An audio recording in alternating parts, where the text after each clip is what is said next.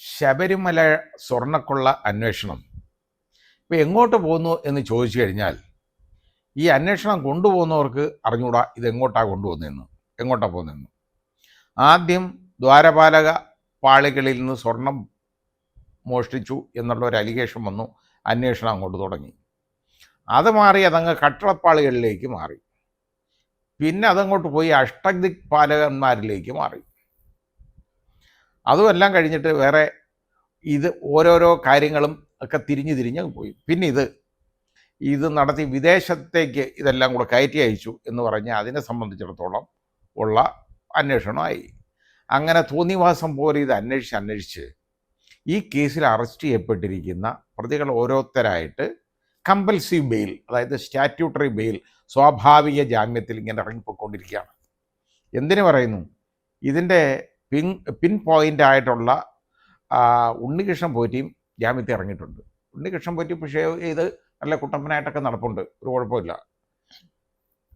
ഇയാൾ പോറ്റിന്ന് വിളിക്കാൻ ഒക്കത്തില്ല ഇത്തരം വലിയൊരു കള്ളനെ. എന്നാലും നമ്മൾ അങ്ങനെ ഉണ്ണികൃഷ്ണൻ പോറ്റി എന്നയുടെ പേരായിപ്പോയതുകൊണ്ട് അങ്ങനെ പറയുന്നു എന്നുള്ളതേ ഉള്ളൂ. ഏതായാലും ഈ ഉണ്ണികൃഷ്ണനുമായിട്ടൊക്കെ ചേർന്നുകൊണ്ട് ഒരുപാട് പേര് ഇതിൻ്റെ പുറകിൽ പ്രയത്നിച്ചിട്ടുണ്ട്. ഇപ്പോൾ യഥാർത്ഥത്തിൽ അതിന് വന്നത് തന്നെ പിന്നെന്താണ്, രാഷ്ട്രീയക്കാരിലേക്ക് പതുക്കെ അന്വേഷണം പോയി. രാഷ്ട്രീയക്കാരിലേക്ക് അന്വേഷണം പോയെന്ന് പറഞ്ഞു കഴിഞ്ഞാൽ ആദ്യം നമ്മുടെ വാസു മാർക്സിസ്റ്റുകാരനാണ്, CPM കാരനാണ്, വാസു അകത്തായി ആവുന്നു. പിന്നെ അത് കഴിഞ്ഞ് വിജയകുമാർ, അത് വിജയകുമാറിന് മുമ്പ് തന്നെ പത്മകുമാർ അറസ്റ്റിലാവുന്നു. പിന്നെ വിജയകുമാർ വളരെ മനസ്സോടെ വിജയകുമാർ അറസ്റ്റ് ചെയ്യപ്പെട്ടു. ആ രീതിയിലൊക്കെ അങ്ങനെ 3 മാർക്സിസ്റ്റുകാർ ജയിലിൽ ഇപ്പം കിടക്കുക. അപ്പം 2 ദിവസം കഴിയുമ്പോഴേ ഇറങ്ങും, ഇതൊക്കെ ഇറങ്ങുമ്പോൾ ഒരു കുഴപ്പമില്ല, അവരിറങ്ങും. അങ്ങനെ കിടന്നപ്പോഴത്തേക്ക് എന്താ, അവിടെ കടകംപള്ളി സുരേന്ദ്രനെ സംബന്ധിച്ചിടത്തോളം ഉണ്ണികൃഷ്ണൻ പോറ്റിയായിട്ടുള്ള പടങ്ങളും ഒക്കെ വന്നു. അത് ഞാൻ ഒരു തവണയും കണ്ടിട്ടുണ്ടെന്നായി. അല്ലെങ്കിൽ വേറെ പരിചയമൊന്നുമില്ല. ഉണ്ണികൃഷ്ണൻ പോറ്റി ആരാണെന്ന് എനിക്ക് അറിഞ്ഞൂടാ. ഇയാൾക്ക് അറിഞ്ഞൂടായിരുന്നു ആരാന്ന്. ഉണ്ണികൃഷ്ണൻ പോറ്റി ആരാന്ന് എനിക്കറിയാൻ വയ്യ, അങ്ങനെ ഒരാളെ എനിക്ക് പരിചയമില്ല. ഇതൊക്കെ പറഞ്ഞതിന് ശേഷം അയാളുടെ കൊച്ചിൻ്റെ ചരടുകെട്ടിനും നൂലുകെട്ടിനും അതുപോലെ തന്നെ വേറെ ഉള്ള പ്രോഗ്രാമിനും പിന്നെ അച്ഛൻ്റെ ഏതാണ്ട് ഏതാണ്ടൊരു ഒരു പരിപാടിക്കും അതിനും ഇതിനും എല്ലാം പോയി ഓരോന്നുമൊക്കെ എടുത്ത് നുള്ളിപ്പറക്കി കൊടുക്കുന്നതിൻ്റെയൊക്കെ പടങ്ങളും എല്ലാം അടിച്ചു വന്നു. അങ്ങനെ വന്നു കഴിഞ്ഞപ്പോൾ CPMൻ്റെ രാഷ്ട്രീയക്കാരൻ മാത്രം മതിയോ ഇതിനകത്ത്, ബാക്കിയുള്ള രാഷ്ട്രീയക്കാരെയും കൂടെ വേണ്ടേ? അങ്ങനെ നോക്കിയപ്പോഴാണ് സോണിയാഗാന്ധിയായിട്ടുള്ള ഒരു ചിത്രം, 1-2 ചിത്രങ്ങൾ വീണ് കിട്ടിയത്. സോണിയാഗാന്ധിയുടെ കൂടെ ഈ ഉണ്ണികൃഷ്ണൻ പോറ്റി നിൽക്കുന്നു, അതേ ആൻ്റണി MP അവിടെ നിൽക്കുന്നു, അതുപോലെ അടൂർ പ്രകാശ് MP നിൽക്കുന്നു എന്നൊക്കെ പറഞ്ഞുള്ള മൊത്തം കാര്യമായി. അപ്പോൾ അടൂർ പ്രകാശ് അങ്ങ് പറഞ്ഞ് ഇത് ചോദിച്ചോണ്ടേ, എനിക്ക് ഇയാളെ അറിയാം, മണ്ഡലത്തിലെ ഒരു വോട്ടറാണ്, അത് വന്ന് എന്നെ ഇതുപോലെ ശബരിമലയിലെ ഒരു പൂജയ്ക്ക് ആദ്യം വിളിച്ചേ. അങ്ങനെ വിളിച്ചപ്പോൾ ഇയാൾ ശബരിമലയിലെ ഏത് വലിയ ആളാണെന്നാണ് പാവം അടൂർ പ്രകാശ് വിചാരിച്ചിരുന്നത്. ഏതായാലും പോയി. അയാൾ വിളിക്കുന്നിടത്തൊക്കെ അവിടെ ഇവിടെയൊക്കെ നടന്നു. അതേ ഉള്ളൂ ഉണ്ണികൃഷ്ണൻ പോറ്റിയായിട്ടുള്ള ബന്ധം. കാരണം അടൂർ പ്രകാശിനെ സംബന്ധിച്ചിടത്തോളം അടൂർ പ്രകാശിന് ഈ പണത്തിൻ്റെ ആവശ്യമൊന്നുമുള്ള ആളല്ല. കാരണം അടൂർ കുഞ്ഞിരാമൻ എന്ന് പറയുന്ന വളരെ വലിയ ധനികൻ്റെ മകനാണ്. അത് അദ്ദേഹം സമ്പാദിച്ചിട്ടേക്കുന്ന ഇഷ്ടംപോലെ സ്വത്തുക്കളുണ്ട്. അത് അടൂർ പ്രകാശിനെ സംബന്ധിച്ചിടത്തോളം അടൂർ പ്രകാശിന് ഇതുപോലെ ഈ പണമൊന്നും അതിനകത്തൊന്നും യാതൊരു കാര്യമില്ല. ആരുടെ നിന്നും 5 പൈസയും വാങ്ങിക്കുന്ന ആളുമല്ല. യഥാർത്ഥ സംക്ഷിപ്തമായ രാഷ്ട്രീയ പ്രവർത്തനം നടത്തുന്ന ആളാണ്. അതിൽപ്പറ്റിയ ഒരബദ്ധം എന്ന് പറയുന്നത്, ഈ ആളിനെ തിരഞ്ഞെടുക്കുന്നതിൽ ചിലപ്പോൾ നമുക്ക് അപകടങ്ങൾ പറ്റും. ഈ പോറ്റി വന്ന് പറഞ്ഞപ്പോൾ പോറ്റി നല്ല ഒരാളാണെന്ന് വിചാരിച്ച് പോറ്റിയുടെ കൂടെ ഓരോ കാര്യത്തിനൊക്കെ നടന്നിട്ടുണ്ട്. ഇത് മാത്രമേ ഉള്ളൂ. സോണിയാഗാന്ധിക്ക് അപ്പോയിൻമെൻറ്റ് വാങ്ങിക്കൊടുത്തത് അടൂർ പ്രകാശ് അല്ല എന്നുള്ളത് വെളിവന്നു. പിന്നെ അത് ആരാണ് എന്ന് വന്നപ്പോൾ അത് ആൻ്റണിയാണ് എന്ന് പറയപ്പെടുന്നു. ഉണ്ടെങ്കിൽ അതെന്തിനാണെന്നുള്ളത് ആൻ്റണി വെളിപ്പെടുത്തേണ്ടത് തന്നെയാണ്.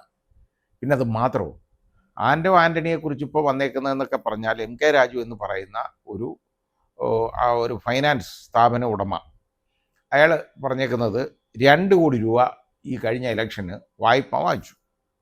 അത് ഇലക്ഷൻ ചിലവാക്കാനെന്ന് പറഞ്ഞ് വാങ്ങിച്ചതാണ്. എന്നിട്ട് അത് ഇന്ന് തിരിച്ചു കൊടുത്തില്ല. വളരെ ബുദ്ധിമുട്ടവർക്കുണ്ടായിട്ടും ഈ പണം എത്രയൊക്കെ ചോദിച്ചിട്ടും കൊടുക്കുകയില്ല. അവസാനം അതിൽ നിന്ന് വളരെ കഷ്ടപ്പെട്ട ഒരു 2 പ്രാവശ്യമായിട്ട് ഒരു 10 ലക്ഷം രൂപ വീതം 20 ലക്ഷം രൂപ മാത്രമാണ് തിരികെ കൊടുത്തതെന്ന് പറയുന്നു. ആൻ്റണി ഓർക്കാതെ എങ്ങനെയായാലും ആദ്യം അതിന് വല്ല രേഖയുണ്ടോയെന്ന് നമുക്കറിയില്ല, ഒന്നുമില്ലെന്നാണ് തോന്നുന്നത്. ഏതായാലും പണം വാങ്ങിയിട്ടുണ്ടെന്ന് സംഭവിച്ചിട്ടുണ്ട്. അത് എത്ര പണമെന്ന് പറഞ്ഞില്ല, പണം വാങ്ങി, അത് തിരിച്ചു കൊടുത്തു എന്നുമൊക്കെ പറയുന്നുണ്ട്. പക്ഷേ പണം വാങ്ങിയെന്ന് ഒരാൾ അഡ്മിറ്റ് ചെയ്താൽ വലിയ പ്രശ്നമുണ്ട് അവിടെ. നമ്മൾ പണം വാങ്ങിയെന്ന് അഡ്മിറ്റ് ചെയ്ത് കഴിഞ്ഞാൽ അത് തിരിച്ചു കൊടുത്തു എന്ന് തെളിയിക്കേണ്ട ബാധ്യത നമുക്കാണ്. കാരണം തിരിച്ചു കൊടുക്കണമെന്നുണ്ടെങ്കിൽ അതിൻ്റെ റെസീറ്റ് വേണം, എന്തെങ്കിലും രേഖ വേണം. അല്ലെങ്കിൽ ഈ പണം വാങ്ങിയെന്ന് സമ്മതിക്കാനേ പാടില്ലായിരുന്നു. പക്ഷേ ഇതങ്ങ് സമ്മതിച്ചു പോയി.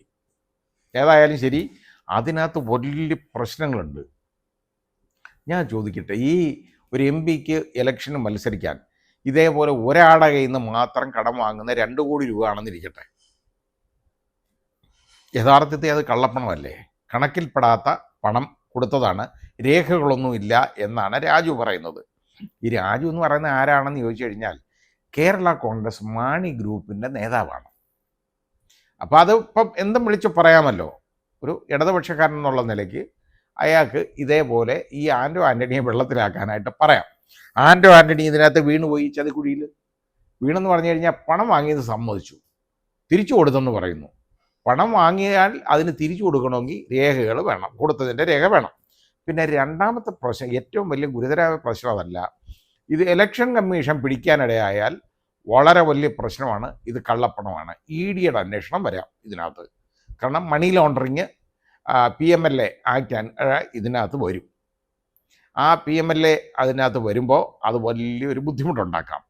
പിന്നെ ഇലക്ഷൻ്റെയൊക്കെ ഇതിൻ്റെ എല്ലാം വയലേഷൻ അല്ലേ, കണക്കിൽപ്പെടാത്ത പണമല്ലേ ഇത്?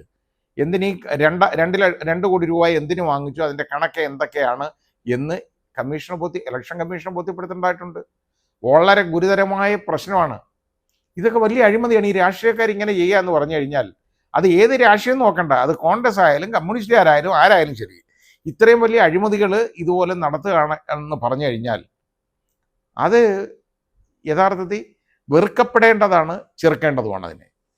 നമുക്ക് അത് മനസ്സിലാക്കണം. ഇത് എന്തിന് ഇവർക്ക് എന്തോ ഇമ്മ്യൂണിറ്റി ഇവർക്കുള്ള ഇതുപോലെ ഇത്രയും പണമൊക്കെ വാങ്ങിയെടുക്കാൻ? തോന്നിവാസം പോലെ അഴിമതി കാണിക്കാമോ? ഒരാളുടെ നിന്ന് 2 കോടി രൂപ വാങ്ങിക്കുക, എന്നിട്ട് അതിൽ നിന്ന് അയാളാ പറയുന്ന കൊടുത്തെന്ന്. 2 കോടി കൊടുത്തോ ഇല്ലയോ എന്ന് നമുക്കറിയില്ല. പക്ഷേ ഏതായാലും ശരി, ഈ പണം വാങ്ങിയിട്ടുണ്ട് എന്നാണ് ആൻ്റോ ആൻ്റണി അങ്ങ് സമ്മതിച്ചു പോയത് ആദ്യം. ഇനി അത് സമ്മതിക്കണമെന്നില്ല, ഇപ്പം മൗനമാണ്. ഇപ്പം ചോദിച്ചാൽ ഒന്നും പറയാനില്ല. കാരണം ഇപ്പോഴാണ് മനസ്സിലായതിൻ്റെ പ്രശ്നം. അങ്ങ് ഈ ചൂടുവെള്ളത്തിൽ ചാടിപ്പോയി, അതാണ് പ്രശ്നം വന്നേ. വാങ്ങിച്ചു പോയെന്ന് പറഞ്ഞു, തിരിച്ചു കൊടുത്തെന്നും പറഞ്ഞു. തിരിച്ചു കൊടുത്താൽ അതിന് രേഖ വേണം.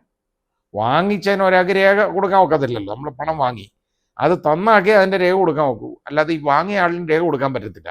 പക്ഷെ വാങ്ങിയെന്ന് സമ്മതിച്ചു കഴിഞ്ഞാലോ, നമ്മൾ തിരിച്ചു കൊടുത്തെന്ന് പറഞ്ഞാൽ നമ്മൾ രേഖ ഹാജരാക്കണം. ഇതാണ് ഇവിടുത്തെ പ്രശ്നം.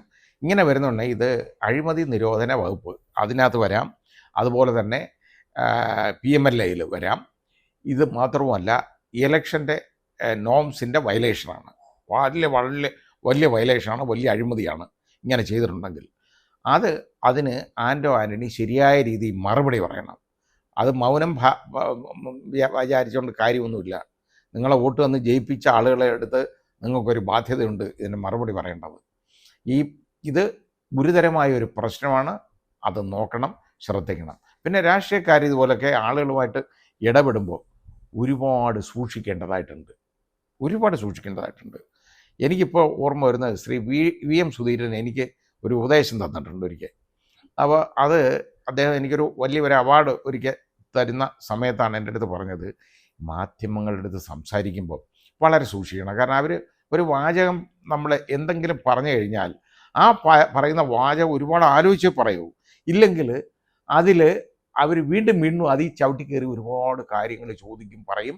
വേറെ വിധത്തിൽ ഈ ന്യൂസ് അങ്ങ് വേറെ വിധത്തിൽ വരും.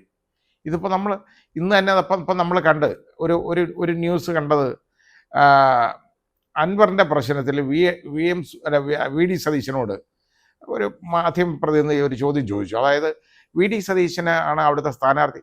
അയ്യോ, അങ്ങനെ സ്ഥാനാർത്ഥിയായിട്ട് ആരെയും പ്രഖ്യാപിച്ചിട്ടില്ല എന്ന് VD സതീശൻ പറഞ്ഞു. എന്നാൽ അൻവറിനെ അവിടെ കൊടുക്കത്തില്ലെന്ന് പറഞ്ഞില്ല ബേപ്പൂരിൽ. അത് പറഞ്ഞത് KPC പ്രസിഡന്റ്. അയ്യോ, അദ്ദേഹം അങ്ങനല്ല പറഞ്ഞത്, അത് കൺസിഡർ ചെയ്യാമെന്നുള്ളതാണ് പറഞ്ഞേക്കുന്നത്, അല്ലാതെ ആരെയും പരിഗണിച്ചിട്ടില്ല, ആരെയും തീരുമാനമാക്കിയിട്ടില്ല. ഓരോ മണ്ഡലവും അത് ഓരോ പാർട്ടിക്കും എത്ര കൊടുക്കുന്നതെന്നൊക്കെയുള്ള ആ കോട്ട ഞങ്ങൾ തീരുമാനിച്ചതിന് ശേഷം മാത്രമേ അത് പുറത്തു വിടുകയുള്ളൂ എന്ന് പറഞ്ഞതിന് പകരം ഇതിനകത്ത് ഒരു പ്രശ്നക്കുറവുണ്ട്, പ്രശ്നമുണ്ട്. KPCC പ്രസിഡന്റിനെ പറഞ്ഞതിനെ തള്ളി വി.ഡി. സതീശൻ. തള്ളിയിട്ടൊന്നുമില്ല, കൊടുക്കുകയില്ലാന്ന് വി.ഡി. സതീശൻ പറഞ്ഞിട്ടില്ല. അപ്പോൾ ഈ രീതിയിൽ വരും. അതാ ഞാൻ പറഞ്ഞേ.